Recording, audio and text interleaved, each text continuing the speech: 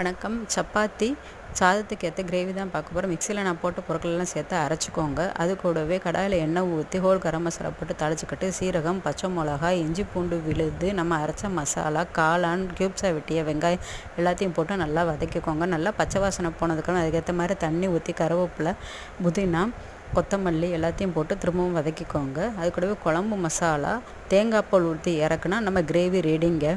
இது இட்லி, தோசை, சப்பாத்திக்கு சூப்பராக இருக்குங்க.